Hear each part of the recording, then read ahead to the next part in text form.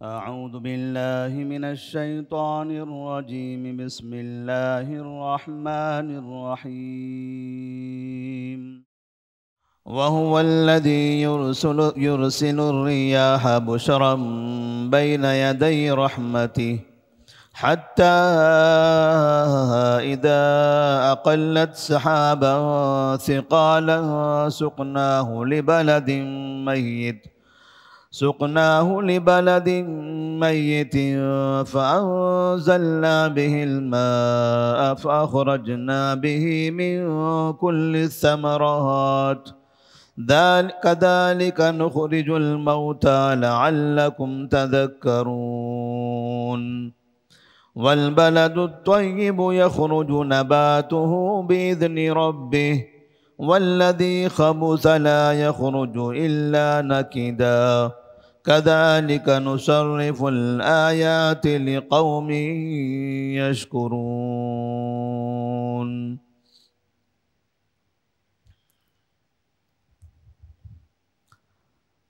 سورۃ الاعراف آیت نمبر 57 اور 58۔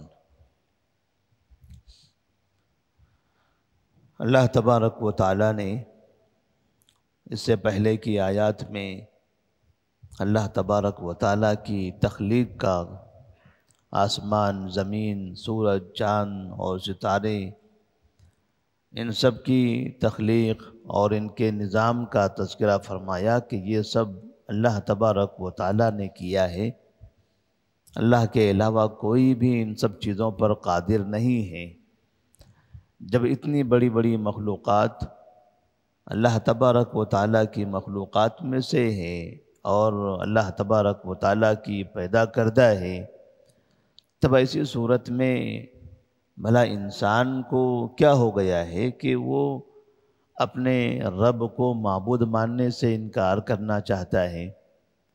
تو انسان کو بھی چاہیے کہ وہ اللہ کو ہی اپنا معبود مانے، اور جب بھی اس کو دعا کرنی ہو، مانگنا ہو، زندگی میں کسی چیز کی ضرورت ہو تو وہ اللہ سے مانگے۔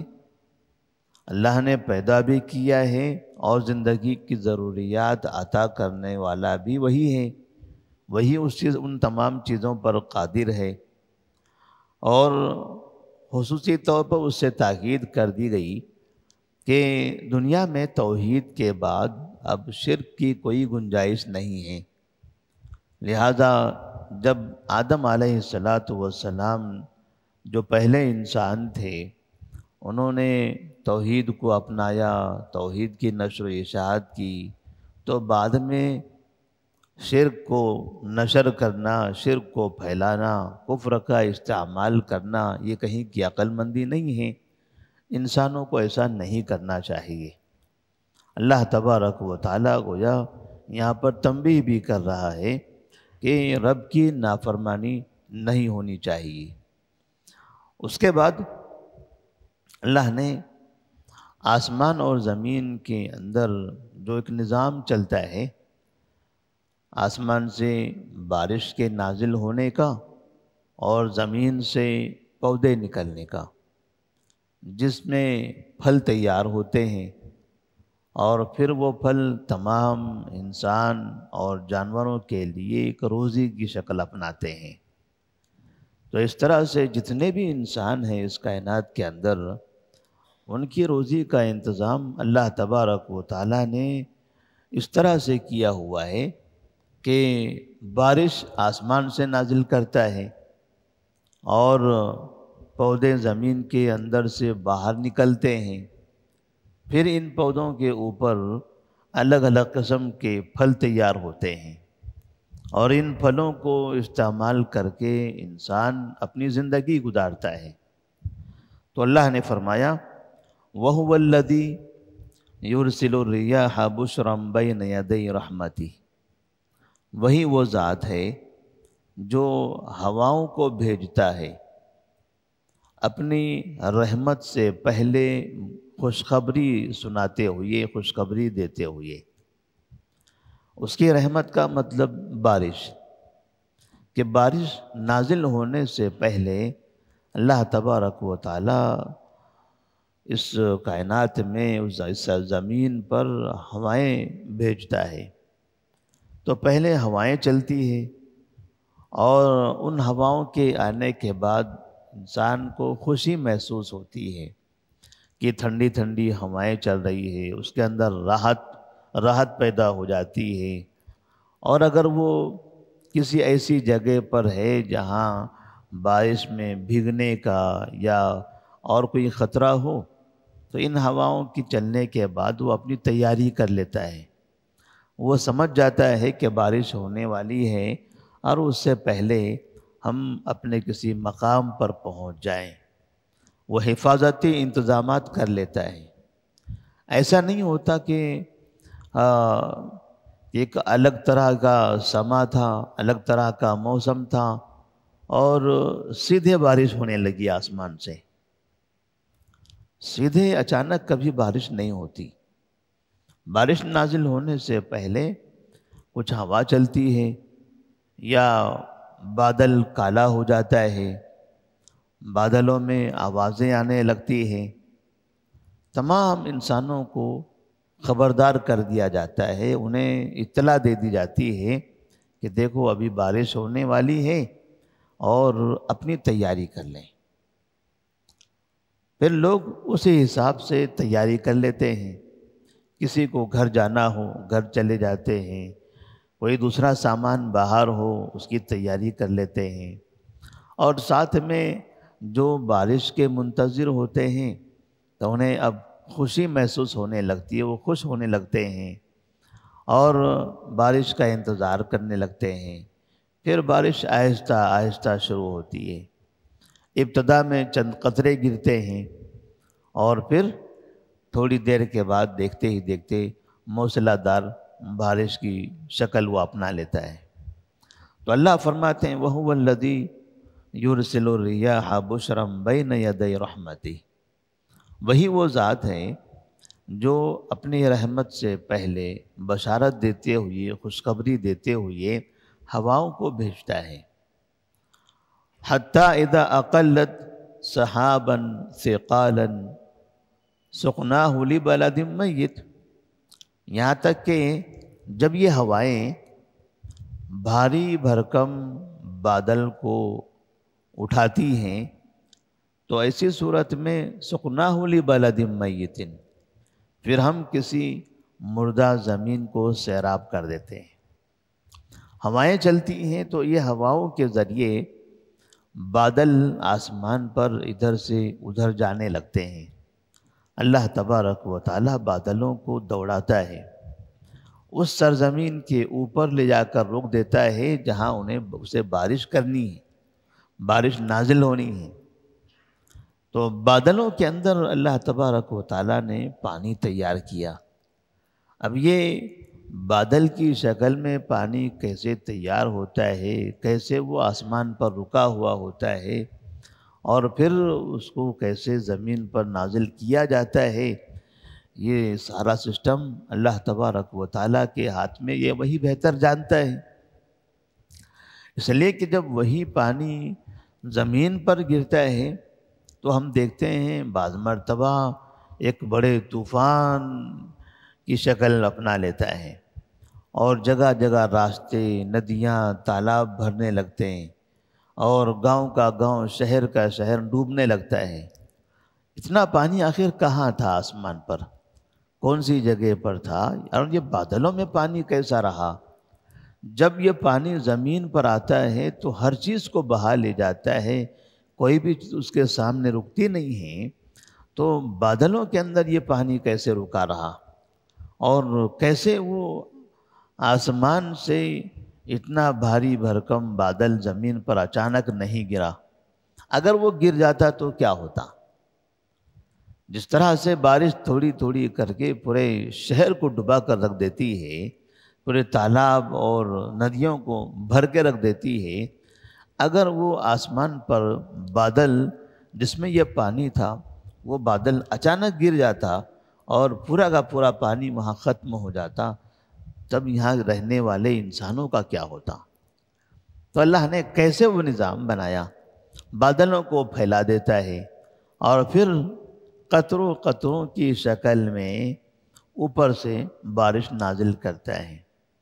بارش قطرات کی شکل میں نازل ہوتی ہے، اور اتنے بڑے قطرے ہوتے ہیں کہ آدمی اپنے ہاتھ پر لے تو اس کے ہاتھ کو نقصان نہ ہو، اور وہ جا کر نیچے کھڑا ہو جائے، سر پر بارش گرنے لگے تو وہ بارش سے اس کا سر نہ پھٹے، اس کے جسم کو کوئی تکلیف نہ ہو، بھیگ جائے گا لیکن اتنا پانی اسے نقصان نہیں پہنچائے گا۔ نیچے دیکھو تو پانی تو بہت بھرا ہوا ہے، کہیں ٹخنوں تک تو کہیں گھٹنوں تک پانی آیا ہوا ہے، کہیں کمر تک پانی آیا ہوا ہے۔ پانی تو زمین پر اتنی بڑی مقدار میں ہے، لیکن اوپر سے گرتے ہوئے یہ پانی کی مقدار کم ہوتی ہے۔ اگر یہ جو بھاری بھرکم تعداد اس کی مقدار نیچے ہے، ایسے ہی مقدار میں اوپر سے اگر وہ نازل ہونے لگے، گرنے لگے، تو نہ کسی کا گھر بچے، نہ کوئی انسان زندہ بچے، نہ کوئی جانور زندہ بچے، سب کے سب مر جائیں گے۔ اس لیے کہ تیز دھار کی شکل میں اگر پانی کسی اتنی اونچائی سے کسی کے بدن پر گرتا ہے تو اس آدمی کا کیا ہوگا؟ تو اللہ تبارک و تعالیٰ کس طرح سے بارش نازل فرماتا ہے؟ اللہ فرماتے ہیں حتیٰ اذا اقلت سحابا ثقالا، یہاں تک کہ جب یہ ہوائیں بھاری بادلوں کو اٹھا لے جاتی ہے، سقناہ لبلد میت، پھر ہم اس کے ذریعے کسی مردہ زمین کو سیراب کر دیتے ہیں۔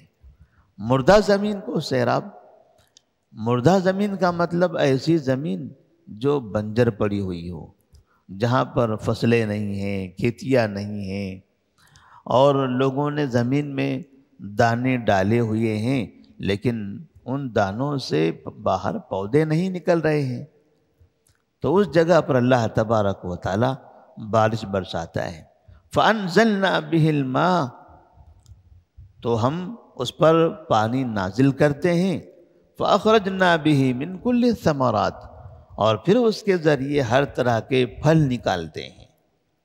جتنے بھی پھل تیار ہوتے ہیں اللہ تبارک و تعالی یہ بارش کے ذریعے، پانی کے ذریعے ہی تیار کرتا ہے۔ كَذَلِكَ نُخْرِجُ الْمَوْتَى لَعَلَّكُمْ تَذَكَّرُونَ۔ اب بارش کا یہ سسٹم بتانے کے بعد اللہ تبارک و تعالیٰ فرماتے ہیں کہ اسی طرح ہم مردوں کو نکالیں گے، لعلکم تذکرون، تاکہ تم نصیحت حاصل کر سکو۔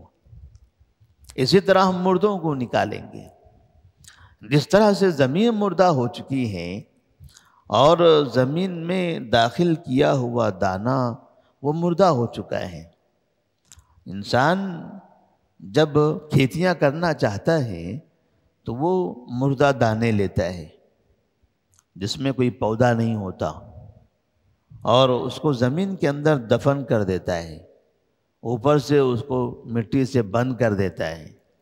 مطلب یہ ہوا کہ اس طرح سے جیسا کہ کوئی انسان مر جانے کے بعد اس کو زمین میں دفن کر دیا جاتا ہے، اوپر سے بند کر دیا جاتا ہے۔ اب یہ جو دانہ ہے، دانہ مردہ ہے، دانہ مردہ ہے، اس کے اندر کوئی پودا، کسی طرح کی کوئی چیز نہیں ہے۔ اس مردہ دانے کو زمین میں مٹی کے اندر دفن کر کے اوپر سے مٹی سے اس کو ڈھانپ دیا جاتا ہے، جیسے مردہ انسانوں کے ساتھ کیا جاتا ہے۔ اب اس کے بعد اللہ تبارک و تعالی آسمان سے بارش نازل کرتا ہے تو مٹی کے اندر دھسا ہوا وہ مردہ دانہ وہ کھلنے لگتا ہے، کھلنے لگتا ہے، اور اس طرح سے اس کے اندر سے پودا باہر نکلنے لگتا ہے، اس میں سے بالیاں نکلنے لگتی ہیں، اور دیکھتے ہی دیکھتے وہ مردہ دانہ زمین کے اوپر باہر کھڑے ہو کر لہلہانے لگتا ہے۔ تو جب انسانوں کی نظروں میں یہ چیز موجود ہے، انسان اس سسٹم کو پہچان رہا ہے، دیکھ رہا ہے، اور انسان زمین میں مردہ دانہ ڈالنے کے بعد آسمان سے بارش کی التجا کرتا رہتا ہے اور منتظر ہوتا ہے کب بارش ہو۔ جب بارش ہونے لگتی ہے تو خوشی محسوس کرتا ہے کہ اب یہ مردہ دانہ زندہ ہو جائے گا اور اس پر پانی گرنے کے بعد پودا تیار ہوگا اور پھر یہ باہر نکل آئے گا، یہ باہر نکل آئے گا، اور جو دانہ اندر داخل کیا ہوا تھا اسی طرح کے دانے اب باہر ہمیں دکھائی دیں گے۔ تو اللہ تبارک و تعالیٰ یہ نظام کو سمجھانے کے بعد، چونکہ اس نظام کو سمجھنا انسانوں کے لیے مشکل نہیں ہے، انسان تو ان چیزوں کا تجربہ رکھتا ہے، اس کا انکار نہیں کر سکتا، وہ یہ نہیں کہہ سکتا کہ نہیں ایسا تو نہیں ہوتا ہے، کیونکہ وہ خود دانہ ڈال رہا ہے اور ان چیزوں سے وہ فائدہ اٹھا رہا ہے، لہذا اس کا انکار کرنے کی اسے کوئی گنجائش نہیں ہے۔ تو اس سسٹم کو، اس نظام کو بیان کر کے اللہ تبارک و تعالیٰ پھر انسانوں کو یہ بتاتا ہے کہ جب مردہ دانے کو زندہ کیا جا سکتا ہے تو بھلا مردہ انسان کو زندہ کرنا کیوں کر مشکل ہوگا؟ وہ کیوں مشکل ہوگا؟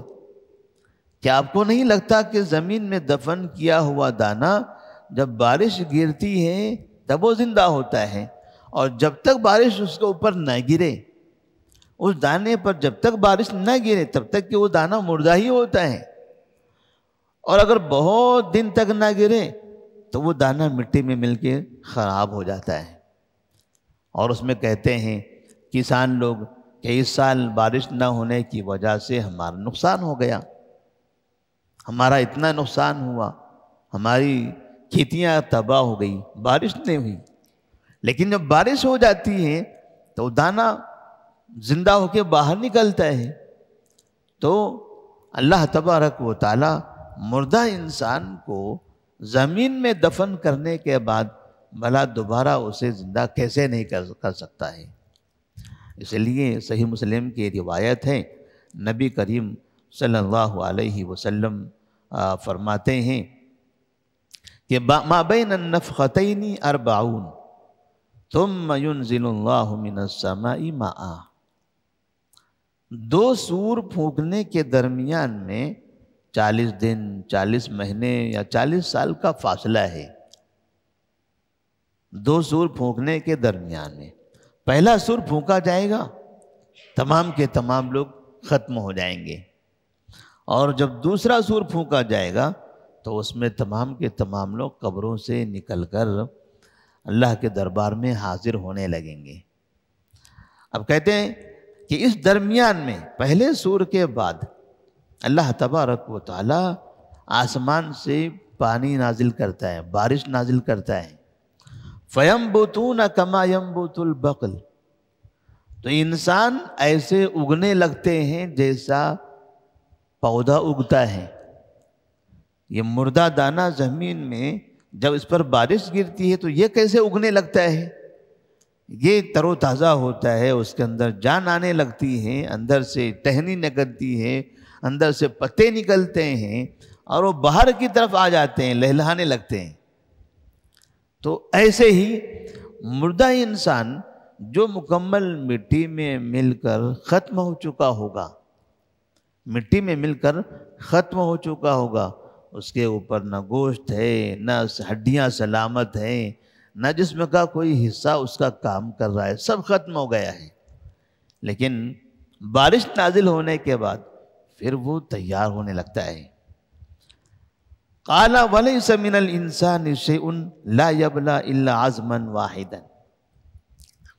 اب جو انسان دفن ہوتا ہے، ختم ہو جاتا ہے، تو انسان کے جسم کے تمام اعضاء خراب ہو جاتے ہیں، تمام ہڈیاں بوسیدہ ہو جاتی ہیں، ہڈیاں تک بوسیدہ ہو جاتی ہیں، جسم گوشت وغیرہ تو یہ تو پہلے ہی ختم ہو جاتے ہیں، جو ہڈیاں ہوتی ہیں یہ ہڈیاں بھی ریزہ ریزہ ہو جاتی ہیں، بھوسے کی طرح بن جاتی ہیں، سوائے ایک ہڈی کے۔ ایک ہڈی ایسی ہوتی ہے جو ختم نہیں ہوتی۔ انسان کو مر کے کئی سال ہو چکے ہوں، ہزاروں سال گزر چکے ہوں، تب بھی انسان کے جسم کی وہ ہڈی خراب نہیں ہوتی۔ جیسے ہم اب اس کو سمجھنا ہو تو آج کل ہوائی جہازوں کے بارے میں ہم جانتے ہیں کہ جب جہازیں کسی بھی جگہ پر حادثے کا شکار ہوتی ہیں، کبھی اس میں آگ لگ گئی، کہتے ہیں کہ اندر کے سارے مسافر جل کے خاک ہو جائیں گے، اور جہاز کا جو ڈھانچہ ہے وہ ڈھانچہ ٹوٹ کر ریزہ ریزہ ہو کر جل کر وہ مٹی ہو جائے، لیکن پھر بھی اس کے اندر ایک ایسی چیز ہوتی ہے جو جلتی نہیں ہے، اسے کوئی نقصان نہیں ہوتا، اور اس کو غالباً بلیک باکس کہا جاتا ہے، کالا ڈبہ۔ کہتے ہیں کسی بھی جگہ پر ہو، کہیں بھی بڑے سے بڑا کوئی بھی حادثہ ہو تو جہاز کے جتنے بھی اعضاء ہوتے ہیں سب خراب ہو جاتے ہیں، لیکن وہ کالا ڈبہ خراب نہیں ہوتا ہے۔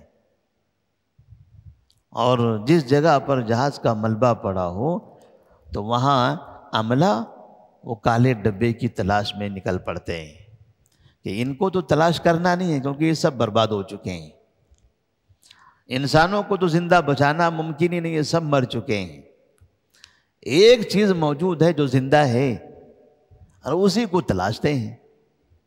جب وہ کالا ڈبہ مل جاتا ہے تو کہتے ہیں اس کے بعد پھر وہ ساری کیفیت کا اندازہ ہوتا ہے، معلومات مل جاتی ہیں کہ آخر اس جہاز میں کیا ہوا تھا، آخر کیا باتیں ہو رہی تھی، پائلٹ اور کنٹرولر کے درمیان میں کیا گفتگو ہوئی ہے، کب یہ جہاز میں حادثہ ہوا، کون سا وقت تھا اور کون سی خرابی اس کے اندر پیدا ہوئی تھی۔ کہتے ہیں اسی کے ذریعے پھر ساری حالتیں معلوم ہو جاتی ہیں، وہ نہ ملے تو پھر کچھ بھی نہ پتا ہو۔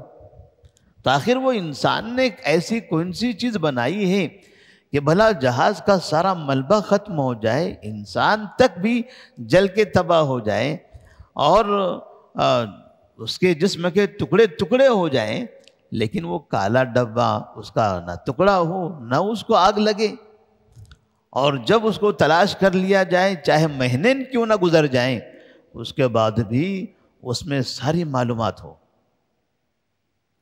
تو ایسے ہی جب ہم یہ سمجھ سکتے ہیں انسانوں کی بنائی ہوئی چیز کے بارے میں، تو پھر اللہ تبارک و تعالیٰ کا نظام وہ تو ہر چیز پر قادر ہے۔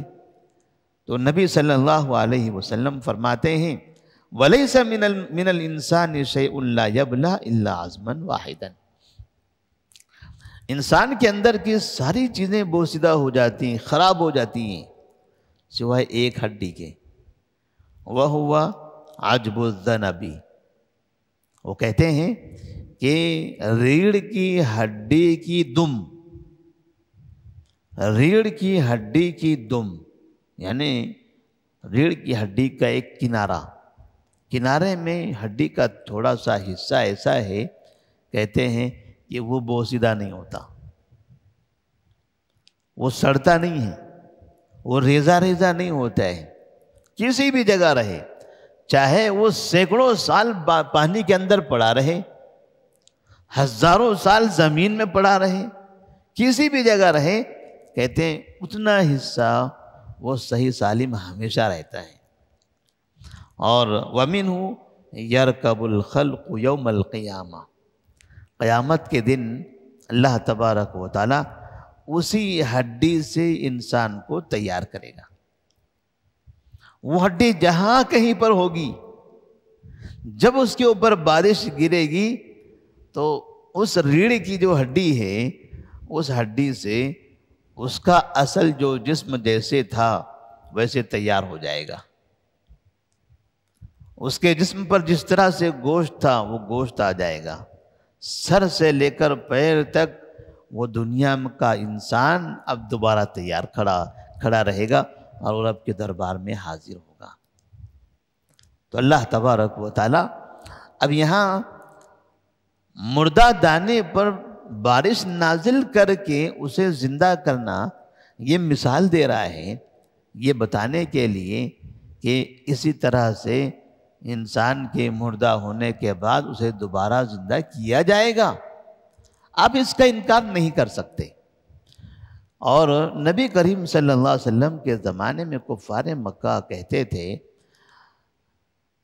اَإِذَا مِتْنَا وَكُنَّا تُرَابًا وَعِظَامًا أَإِنَّا لَمَبْعُوثُونَ، کیا جب ہم مر جائیں گے اور ہم مٹی ہو جائیں گے، مر جائیں گے، انہیں یقین تھا، پتہ تھا کہ انسان مرنے کے بعد مٹی ہو جاتا ہے، کیا ہم مر جائیں گے اور مٹی ہو جائیں گے تو پھر ہمیں دوبارہ اٹھایا جائے گا؟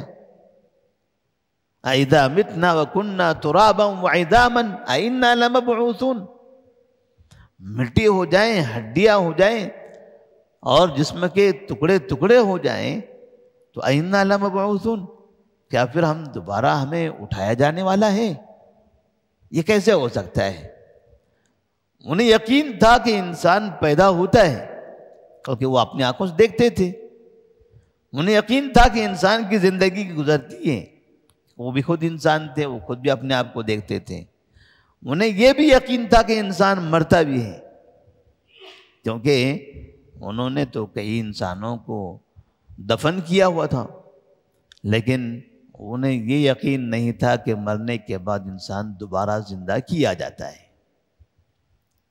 اور مسئلہ یہیں پر ہے، انسان کے دوبارہ زندہ کیے جانے پر نبی کریم صلی اللہ علیہ وسلم کفار مکہ کو یہی سمجھاتے تھے، دنیا میں گناہ کرتے ہو، غلط کام کرتے ہو تو ضروری نہیں ہے کہ دنیا میں آپ کو اس کی سزا مل جائے، انسان مرنے کے بعد جب دوبارہ اٹھایا جائے گا تب وہاں اس کے پورے تمام اعمال کا حساب ہوگا۔ اور یہ سسٹم کیوں نہ ہو، یہ نظام کیوں نہ بنے ایسا، کیونکہ دنیا میں ہم دیکھتے ہیں کتنے لوگ ظلم کرتے کرتے اس دنیا سے چلے جاتے ہیں، ظالم کو کوئی سزا ملتی ہی نہیں ہے۔ کتنے ایسے افراد ہیں جو مظلوم ہوتے ہیں، مظلومیت کی زندگی گزارتے ہیں، زندگی مظلومیت میں گزری اور مظلومیت پر موت بھی آئی، تو اس انسان کو انصاف کب ملے گا؟ اسے انصاف کب ملے گا؟ اگر دوبارہ نہیں اٹھایا جانا ہے تو پھر ظالم کا تو فائدہ ہو گیا، مظلوم تو بد نصیب ہوا، اور انسان تو کہے گا بھائی ظلم کرتے رہو، آپ کو فائدہ ہو بس اتنا کافی ہے، دنیا میں تو آپ کا فائدہ ہونا ہے، چاہے ظلم کے ذریعے ہی فائدہ کیوں نہ ہو۔ تو ظالم ظلم کرنے والا خوش نصیب ہو گیا کہ ظلم کر کے اس نے ساری چیزیں حاصل کر لی، اچھی زندگی گزار لی، مظلوم بد نصیب ہو گیا کہ وہ ظلم سہتے سہتے، مار کھاتے کھاتے زندگی گزاری اور موت بھی جانوروں کی جیسی آئی۔ کیا فائدہ ہوا اس آدمی کا دنیا میں آنے کے بعد؟ دنیا میں آ کے اس طرح سے زندگی گزار کے چلا جائیں اور پھر اس کی کوئی پکڑ نہ ہو، کوئی اس کا حساب نہ ہو، تب لوگ کہیں گے مظلوم تو مظلوم ہے، ظالم تو ظالم ہے۔ تو کوئی بھی انسان پھر مظلوم جینا نہیں چاہے گا، ظالم جینا چاہے گا۔ لوگ چاہیں گے جب آئے ہیں تو ظلم کر کے جائیں گے اور ہر طرح سے جیسے بھی مال حاصل کرنا ہو مال حاصل کر کے جائیں گے۔ بھلا مظلوم بن کے لٹ کے زندگی گزار کے فائدہ کیا ہے؟ عیش و آرام سے گزارو، چاہے چوری کر کے ہی کھانا کیوں نہ ویسے ہی کھاؤ، پیٹ بھر کے جاؤ، بھوکے مر کے فائدہ کیا ہے؟ کیا ہونے والا ہے بھوکا مرنے سے؟